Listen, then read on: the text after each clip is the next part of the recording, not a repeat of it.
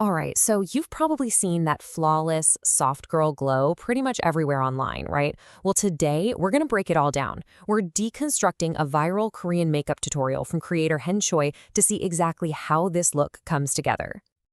You know, what's really great right from the beginning is how relatable Hen Choi is. She admits she's shy, which just sets this really friendly, kind of we're in this together tone for the whole tutorial.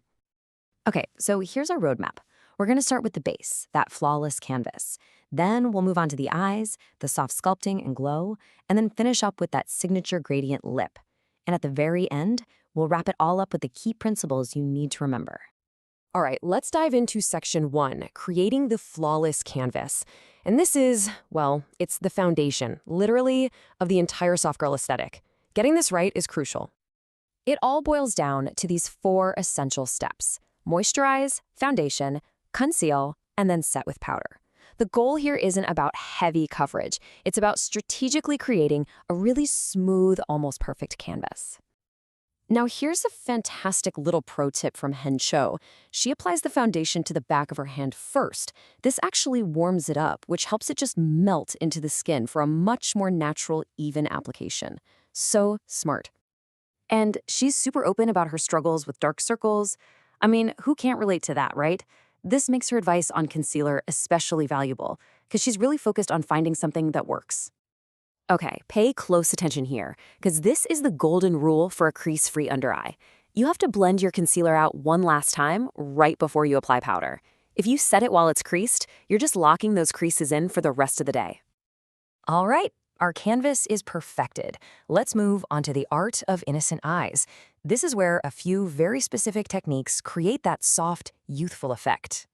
So rule number 1, and this might be counterintuitive for some, is that your eyebrows should be a shade lighter than your hair. It's all about preserving that soft, gentle look and making sure the brows don't look too harsh or overpowering. Now we get to a really key concept in Korean beauty, aegyeosal. It literally means cute fat or eye smiles. So instead of trying to hide that little puff under your lower lash line, you actually emphasize it to create a more youthful, friendly appearance. It's a total game changer. And when it comes to liner, forget the sharp cat eye. We're not doing that here. The goal is to create what are called puppy eyes. So how do you do it? As Hen Cho says, you don't wing it up, bring it down. You're just following the natural downward curve of your eye. The whole point is to make the eyes look rounder and, well, cuter. Next up, let's talk about how we create shape and radiance, but without any harsh lines. It's all about a soft sculpt and glow. The contouring technique is really specific. Instead of going straight down the nose, you blend it slightly downwards and outwards towards the cheek. This is a subtle trick, but it's designed to create the illusion of a rounder, softer face shape. And for that glow, placement is everything.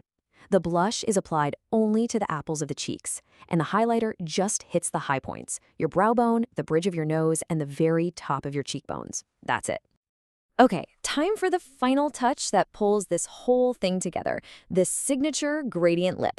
Let's see how this classic K-beauty effect is done.